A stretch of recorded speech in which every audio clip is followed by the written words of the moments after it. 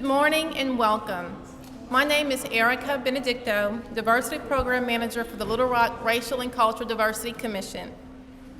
For those of you who don't know, the Little Rock Racial and Cultural Diversity Commission was established in 1994, and it has the full-time mission of promoting equal opportunity and the full exercise of civil rights for citizens in the city. The commission fulfills its mission through a few ways: through education, policy development, and diversity celebration. Today, in recognition of Asian Pacific Heritage Month, we hope to educate and celebrate. We hope to celebrate and learn just a little bit more about the wonderful cultural diversity that we have in our city and our community. Today's program will be a colorful showcase of Bangladeshi culture, which will include a brief presentation, traditional dance, and musical performances. On behalf of the Racial and Cultural Diversity Commission, let me also express a special thank you to the President and members of the Bangladeshis of Arkansas organization. This program would not have been possible without you. Before I move on, thank you, Mayor Stodola, for being here today. Also, our chairperson of the Racial and Cultural Diversity Commission is here. Thank you, Nicole.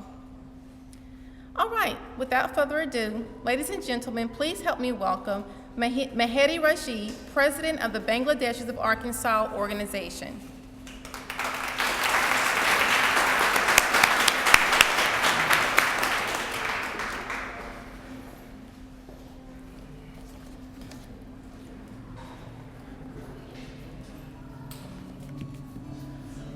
Hello, how's everybody doing?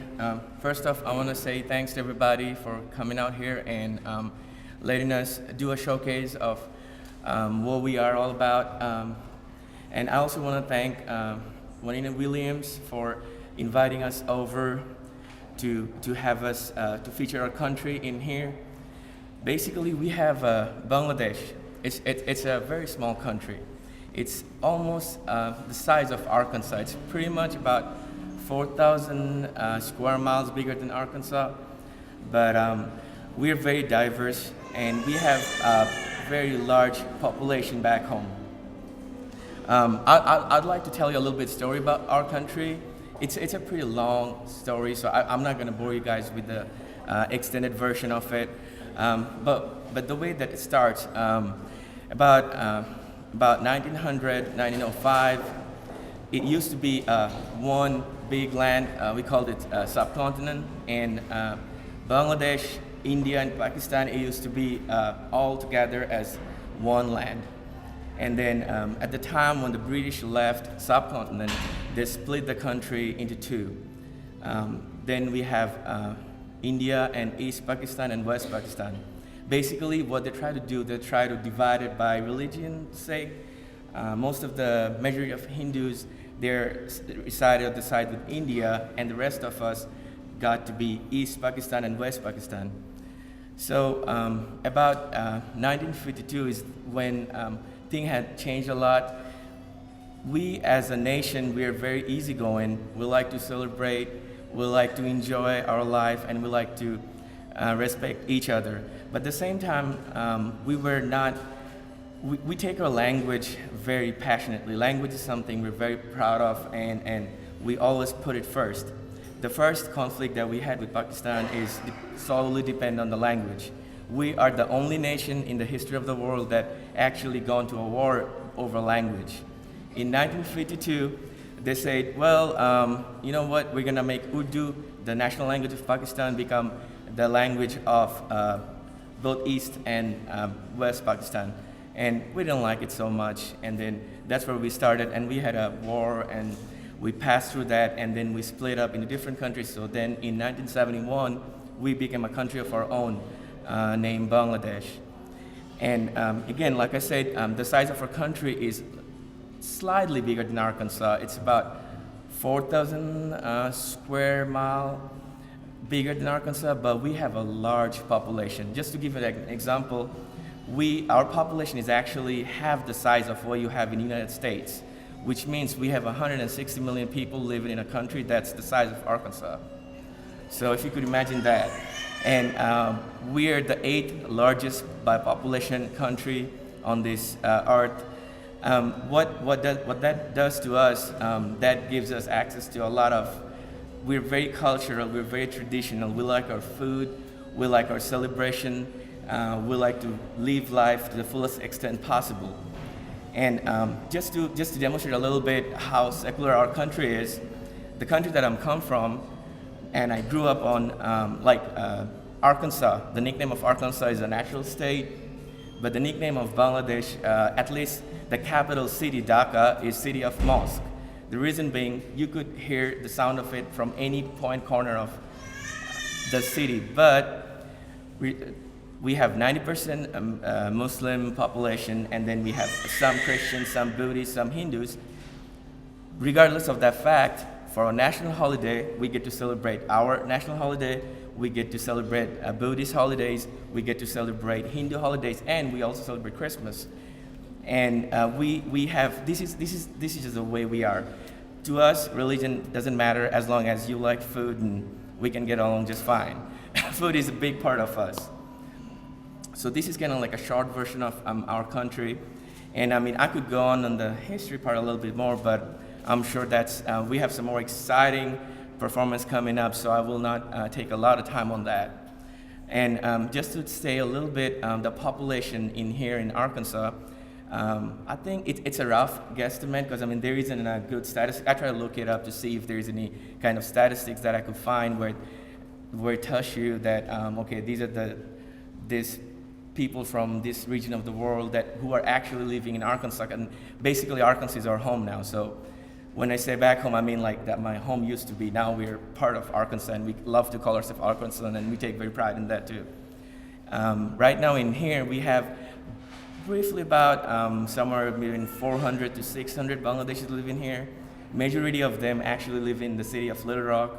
And we also have people living in Benton, some in Hot Springs, some in Pine Bluff, Whitehall, Fayetteville, and so on. But majority of the population are actually focused in here in Little Rock.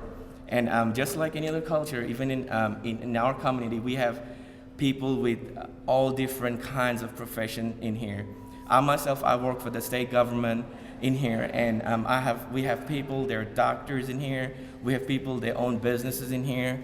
We have people who are engineers, researchers working in UMS, and you could find pretty much many different types of profession people, although we have a very small population in here.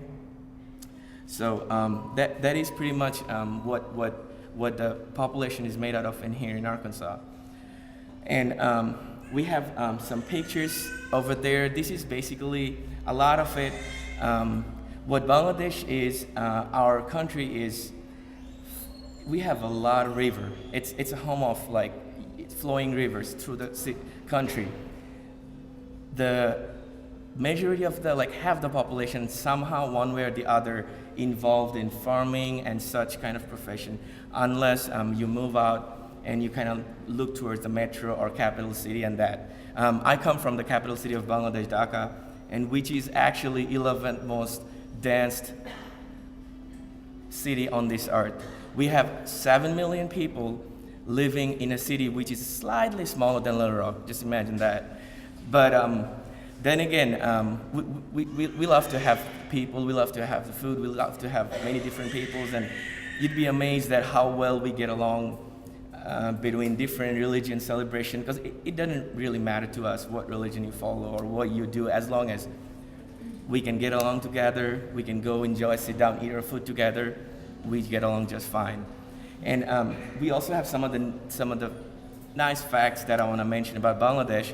I don't know if many of you know that or not. Can anybody tell me that the longest seashore on this planet, where is it located? Longest sea beach on this world. There you go. It's very obvious. Absolutely. It's actually, we call it Cox's Bazar. Is the longest stretch you'd find at one point, the longest seashore on this planet, and we have the largest mangrove forest on this planet. I don't know if all of you guys know about mangrove forest or not. This is basically what it is. A lot of plants that like to grow close by the water proximity, and they consume very low oxygen, and that is also actually the land of our national animal, Royal Bengal tiger, and that they're also Bangladesh is also home of the Royal Bengal tiger, and although it's an endangered animal, like most of us know, but we do try to protect and save them as best as we can, to our best of our abilities.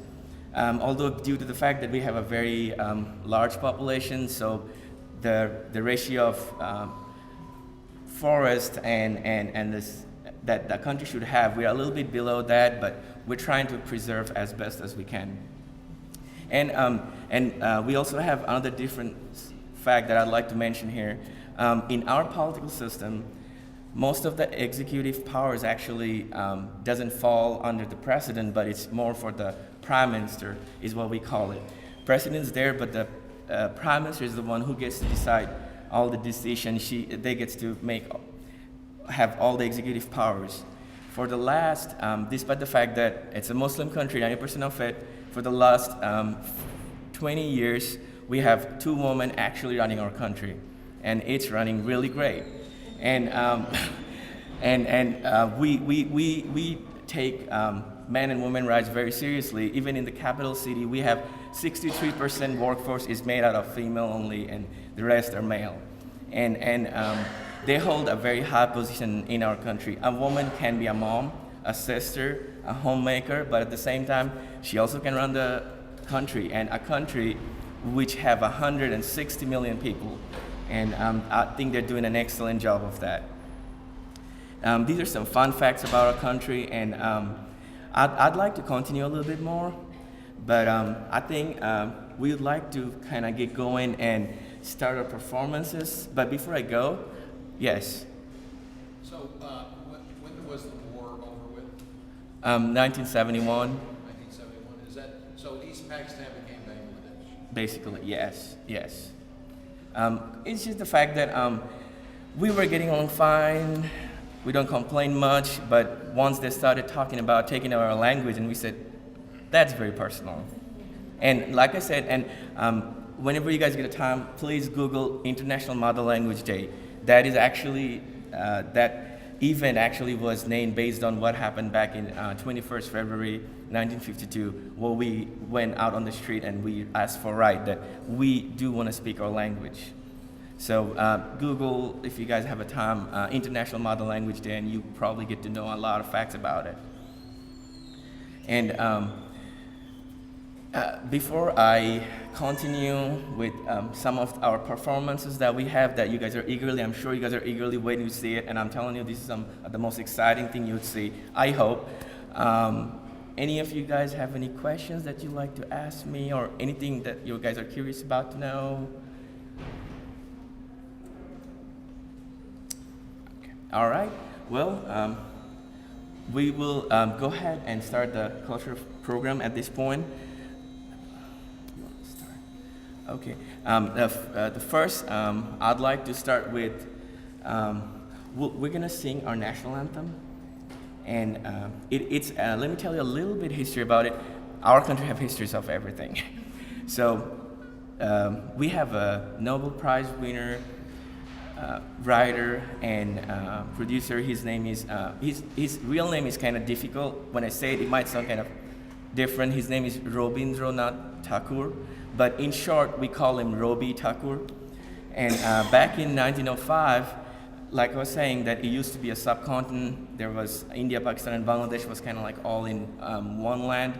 And the first, before anything breaks, they broke the Bengal, is what we call it. They have West Bengal and East Bengal. And he was very saddened by the fact, and he wrote actually a poem. And then later, once we became an independent country of our own, we turned that into our national anthem, just because of the fact that the lyric is very heart-touching, and there are some more facts to that. But what we like to do would prepare a song that we're gonna do for our national anthem, and I hope you guys will enjoy it. And I have some of my friends, they're gonna help me out singing the song, because I'm not a good singer. So I brought some professionals with me that who actually can sing really good. If you guys can start coming over, please. Nabila, Rafi, no. Please, everybody come on up on the stage.